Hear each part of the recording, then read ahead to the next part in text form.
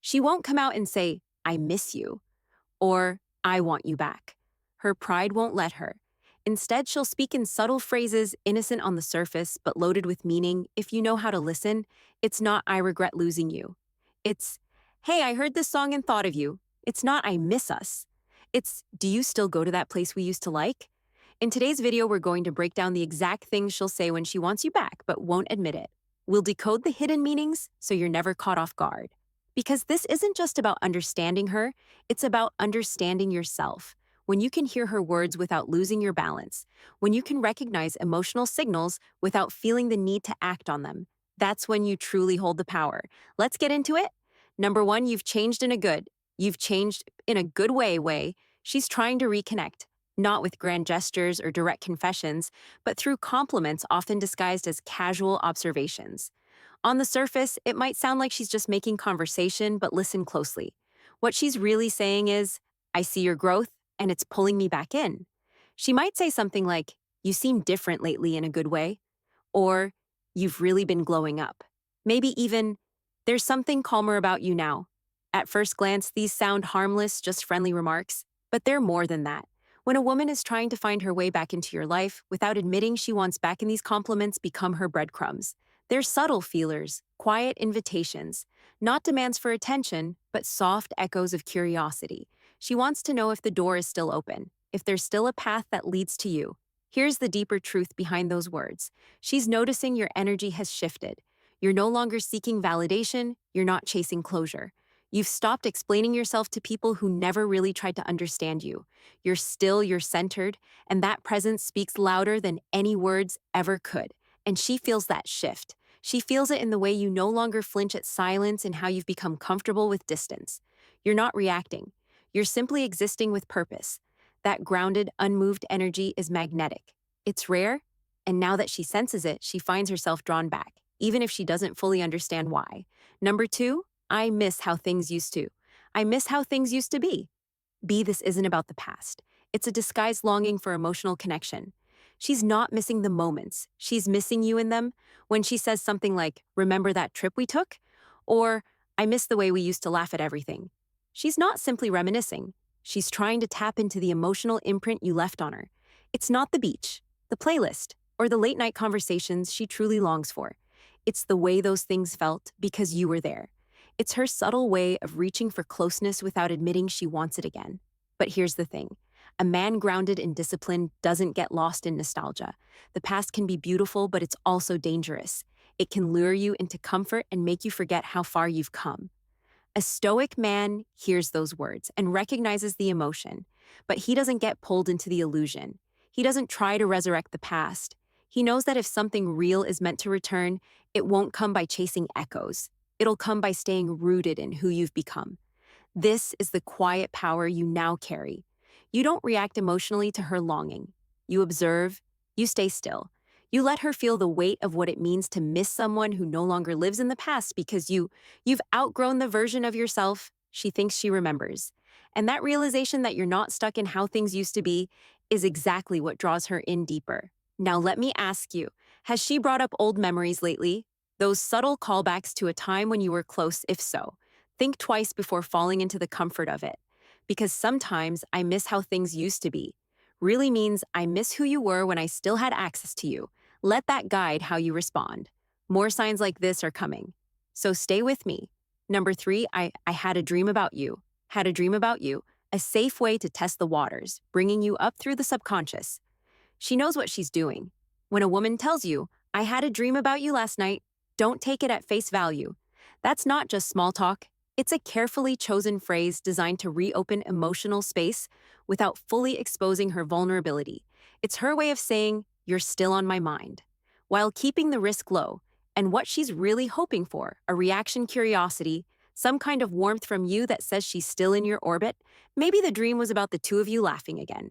Maybe it was something random, like bumping into each other in an airport. Whatever the context, it's a soft attempt to see if there's still a spark. She's not saying, I miss you. But the dream, that's the cover story for that emotion. But here's where your discipline matters. A man grounded in Stoicism hears her words but doesn't get swept up in them. He doesn't overanalyze symbols or search for hidden meanings in the fog of nostalgia. Instead, he stays rooted in reality. Because while dreams are fleeting, your standards are not. You know the difference between a message and a test. So, how do you respond with calm, with presence? Not cold, but not eager either. You acknowledge the message, but you don't hand over your emotional power. You let her feel what it's like to dream about a man who no longer needs to be dreamt of to feel whole. Tell me this, has she ever brought you up in a dream before? If she has, think about why now. Think about what's changed in your silence that has her reaching through the safety of fantasy instead of speaking directly. That alone should tell you everything. We've got more of these signals to uncover. Stick around. You're just starting to see how powerful stillness can be. Number 4. She's revisiting shared memories, not just to reminisce, but to reopen an emotional bond without appearing vulnerable. When she says something like, remember when we stayed up all night talking, or remember that time we got caught in the rain, she's not just walking down memory lane. She's knocking on the door of your emotional history, hoping you'll invite her in. This isn't just nostalgia, it's an emotional recon mission, wrapped in a casual story. And here's the catch. She wants to see if you still feel it without actually having to ask if you do. She's testing your emotional temperature, trying to spark a familiar warmth, because memory, especially shared memory, is powerful. It binds people, and she knows that. But what she's not saying outright is, I miss how we felt when we were in that moment together. Instead, she's dressing it up in safe, distant language. Because if you don't respond, she still saves face. If you do, it tells her the door's still open, but a calm, grounded man doesn't get pulled into the undertow of the past. He can hear the memory without needing to relive it. He can smile at the warmth of that night, that trip, that laugh.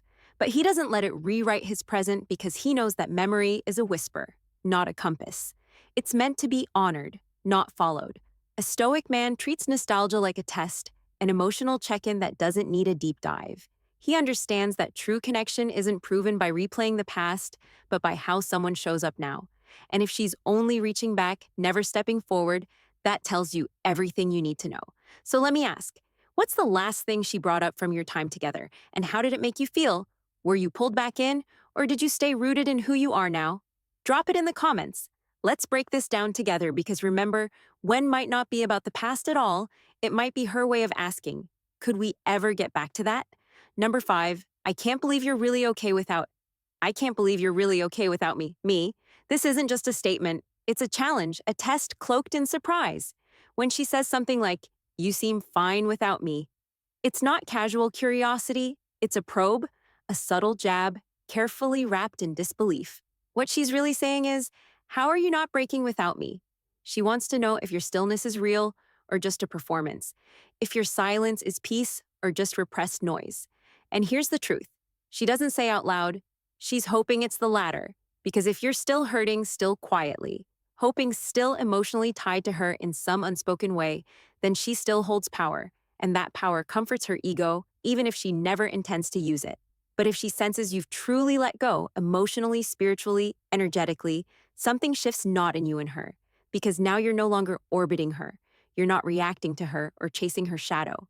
You're rooted, anchored in your own reality, and that unsettles her. Not because you've become cold, but because you've become calm. You're not performing peace. You've become it. A stoic man doesn't detach to punish her. He detaches to protect himself. He doesn't pretend he's okay. He rebuilds until he actually is. That's the difference. His silence isn't passive. It's powerful. His absence isn't void. It's space reclaimed. She sees it in the way you no longer explain yourself. You don't need to. The weight of your growth speaks for itself, and when she drops those subtle lines, wow, you moved on fast, or I guess I didn't mean that much. That's not vulnerability, that's bait. It's her trying to shake the foundation you've built, because somewhere deep inside, she's trying to understand how you detached without turning bitter, how you let go without becoming hollow, how you rose not in spite of the pain, but because of it. That kind of transformation confuses people who expected you to break. It forces them to confront their own attachment to your old self, the version of you that needed that. Explain that longed, but you're not him anymore, and she can feel it. I've been thinking about you lately. Number 6, I've been thinking about you lately. Soft strategic vulnerability. She's dangling connection but withholding commitment. It sounds sweet, doesn't it? almost innocent, I've been thinking about you lately, but don't let the softness fool you. This isn't just a passing thought she decided to share. It's a calculated invitation to emotional dialogue without any of the emotional risk. She wants you to respond to reopen the door to offer warmth, without her needing to say, I want you back. It's her way of saying, I'm still emotionally connected to you, without actually committing to anything. Why? Because if you don't respond, she hasn't lost anything. But if you do, then she knows she still has a thread tying you to her. This is where a grounded man sets himself apart. A Stoic doesn't jump at breadcrumbs. He doesn't get excited at vague emotional cues. He observes, he reflects, he lets intentions unfold slowly and without pressure. Because real connection isn't proven by a half sentence, it's revealed over time through consistent actions, and the man who truly values his peace. He doesn't respond just because someone remembered him in passing. He doesn't treat thinking of you as a sign of return. He knows that thoughts are just that fleeting. What matters is what someone does with those thoughts. So if she tells you this, take note, but don't lose your footing. You don't need to ignore her, but you also don't need to lean forward. Let her show more. Let her reveal what's really behind that message. Was it curiosity, guilt, or something real? Here's the question for you. When was the last time she reached out with a vague message like this, and how did you respond? Think carefully. Because these moments, small as they seem, often carry more meaning than they admit. But only time and action will tell you if it's genuine or just her way of keeping you close without choosing you fully. Number 7, it's crazy how no one gets me like you did. Gets me like you did? This isn't about uniqueness, it's about reminding you of your emotional role in her life. When she says this, she's not just praising your understanding. She's subtly placing you back into a role she may have once taken for granted. It's her way of saying, you made me feel seen in a way others haven't. But more than that, it's a quiet attempt to stir something in you to make you feel like you were the exception, the one who truly got her. This kind of statement often shows up when she's feeling emotionally disconnected from others. Maybe new connections haven't brought the same depth, or maybe she's realizing that emotional intimacy isn't easy to replace. So she reaches back not necessarily to rebuild, but to re anchor herself in the comfort of how things once felt with you. But here's what a grounded man understands: that's not your responsibility anymore. A man rooted in discipline doesn't need to be remembered fondly to validate who he is. He knows that connection when offered was real, but it doesn't define him. He gave it fully and he moved on when it was no longer aligned with his peace. That kind of man can appreciate the compliment without clinging to the past. It came from Stoicism teaches us to accept praise with humility, not attachment. So when she says, no one gets me, like you did hear the gratitude, but don't confuse it with a call to return. That was then, this is now. And if she truly values that depth again, it'll show in her actions, not just her words. Ask yourself, does she say things like this only when you're distant, only when she feels your energy slipping away? If so, take note, because a man who truly knows his worth doesn't get pulled back by emotional nostalgia. He stands firm in who he's become. And maybe that's exactly why she's saying it now. Number 8, I hope you're happy. I hope you're happy, truly. Truly a bittersweet sentence that often hides regret or lingering emotion. It's not always as noble as it sounds. When she says this, it might sound like closure, but listen closely. It's rarely just a clean goodbye. Often this line is loaded with everything she doesn't want to say outright. Maybe it's guilt, maybe it's sadness, maybe it's the quiet realization that you found a rhythm without her, and she no longer has a role in it. It can come at the end of a conversation or out of nowhere. I just hope you're happy. Truly sounds kind, but look deeper. Sometimes it's a soft plea for reassurance that you haven't forgotten what you had. Other times it's an emotional nudge to see if you'll crack, if you'll admit you still think about her too. But a man who has grown past the need for emotional breadcrumb trails, he doesn't romanticize the gesture. He receives it but doesn't chase the feeling behind it. You see a man rooted in clarity, doesn't hear these words as a signal to reopen the door. He sees them for what they are: emotion, not direction; reflection, not intention. And that's the difference. He can appreciate the sentiment, even honor the history, but he won't let it distort the present. That's where Stoicism comes in. Not as cold detachment, but as emotional maturity. You don't need her regret to validate your growth. You don't need her to be unhappy for you to move on. You've made peace with the outcome, even if she hasn't. That's strength. So if she's ever said this to you, ask yourself, did it come from true closure? Or from a place of lingering emotion, did it offer peace? Or was it quietly asking for a reaction? Because when you're truly grounded, I hope you're happy, isn't something you need to hear. It becomes something you already are, regardless of who's watching. Number 9, it just feels like something's still there. Something's still there. This is emotional bait. She's suggesting there's unfinished business, but placing the decision in your hands.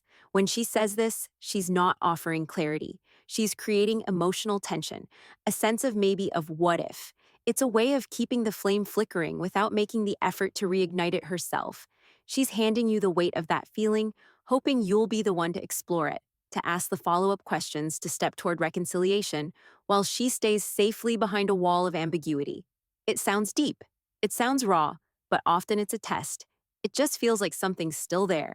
Is code for I want to know if you still feel it, but I'm not brave enough to say it first. And that's where your clarity matters more than your curiosity. A stoic heart doesn't rush into the fog of unresolved emotion. It doesn't take unfinished business as a reason to reopen wounds. You understand that not every open ended sentence deserves a continuation. Some chapters end without a final word, and that's okay. You can acknowledge the feeling without needing to act on it. You can honor what you had without stepping back into a dynamic that cost you your peace. Because peace once claimed becomes too sacred to gamble for closure you've already found within. So if she's ever told you this, don't react with longing. Respond with stillness. Let her sit with the weight of her words while you remain anchored in the man you've become. After all, if something's truly still there, it will return with certainty, not suggestion. And that's the difference. You no longer chase the feeling, you observe it. You stay grounded. You let her be the one to walk through the door if she dares. Number 10, you were always so good to. You were always so good to me.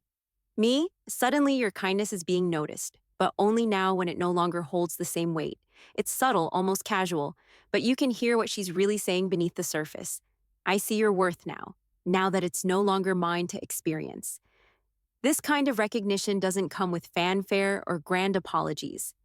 No, it arrives quietly, wrapped in a soft tone, a late night message, or a passing comment that feels harmless on the surface, but carries the weight of unspoken regret. It's not just a compliment, it's a reflection, a realization that the calm presence, the patience, the steady support you once gave so freely isn't something she can easily find again. Maybe she didn't notice it when she thought she had endless options. Maybe she assumed that kind of kindness would always be there waiting. But now, with distance and silence between you, she's beginning to understand what you offered wasn't ordinary, it wasn't transactional, it was rare. But here's where a man of true character stands apart. He doesn't live for delayed appreciation. He doesn't measure his value by how long it takes someone to finally recognize what they lost. You didn't offer your kindness like a bargain, expecting future praise as payment. You acted from principle, from who you are, not from a quiet hope that one day she'd look back and say, I shouldn't have let that go. A man grounded in wisdom, and especially one who understands the calm strength of Stoic philosophy, knows that real worth isn't determined by the memories of others. It's defined by how you carry yourself when no one is watching, and how you continue to live when no applause is given. You don't need her validation to confirm what you already know about yourself. You were good to her because that's who you are not, because you were waiting for this moment of hindsight recognition. So when she finally says those words, you were always so good to me, you don't have to reject them, but you certainly don't chase the sentiment behind them either. You receive it with quiet acknowledgement, like a man who appreciates the truth but no longer depends on it. You nod, you smile, perhaps, but your feet keep moving forward, because self-respect isn't about clinging to overdue praise. It's about knowing that your value was never tied to whether or not someone eventually noticed. And here's the deeper question to always keep in mind. Why now? Why does this recognition only surface after the silence, after your distance has spoken louder than any words ever could? The truth is simple. Your absence revealed more about your presence than she ever understood when you were there. She's not just missing you. She's realizing what she overlooked. But for you, that realization doesn't change your path. You're not a man waiting to be seen. You've already seen yourself clearly. You've already chosen growth, peace, and forward motion with or without anyone's delayed admiration. That is where true power lies. Not in being remembered fondly, but in living so fully aligned with your values that you don't need to look back. Number 11, I don't know why I'm telling you this. Telling you this. She's venting something personal, emotional, or unexpectedly nostalgic. And whether she realizes it or not, she's testing emotional safety. She's trying to see if the door is still open, not to come back fully, but just enough to feel what once made her feel seen. It's not a confession. It's a feeler, a whisper, to see if you'll still lean in when her world feels heavy. These moments don't usually come with a warning. Maybe there's been silence between you for weeks or even months. Then out of nowhere, she reaches out not with small talk, but with something deeper, a sudden memory, a quiet struggle, a story soaked in regret or loneliness. And right before she spills it, there's a pause followed by, I don't even know why I'm telling you this, but she does know. On some level, she knows exactly why. Because even after everything, after the distance, the silence, maybe even the pain, you are still the one she trusts not to mishandle her heart. You're the one who once held her storms with open hands instead of judgment. And that imprint doesn't fade easily. You've become in her mind a kind of emotional sanctuary, a place she can still visit when the world feels too loud. But here's where your strength is tested, not in how much you care, but in how deeply you remain rooted in yourself. This isn't a reunion. It's not an invitation to fix things. It's a moment intimate, yes, but also unspokenly fragile. If you rush in with old hopes or attach too much meaning, you risk losing yourself in a dynamic that once drained you. That's the difference between the man you were and the man you've become. A stoic man doesn't flinch at vulnerability. He honors it, but he doesn't abandon his center to rescue someone who hasn't asked to be saved. He listens. He holds space, but he doesn't confuse being her emotional outlet with being her emotional home again. And when she opens up like this, she's not necessarily asking for you back. She's asking if you still see her. She's knocking gently on a door, unsure if it's still hers to open. That's why your response matters, not just for her clarity, but for your own integrity. So listen, be kind, be present, but stay planted in the ground. You've reclaimed, you've done too much work to re-enter your peace to give it away. Just because someone remembers what it felt like to be near your light, and there it is. The conclusion, truth behind the words. She won't say directly, but hopes you'll respond to anyway. If you've been paying attention, you now understand something most men never do. It's not about what she says. It's about how you choose to hear it. These subtle phrases, these emotional breadcrumbs, aren't invitations to lose yourself again. They're tests of your discipline, your clarity, and your growth. Remember, a man who has truly evolved doesn't chase hidden meanings or read every message as a sign to return.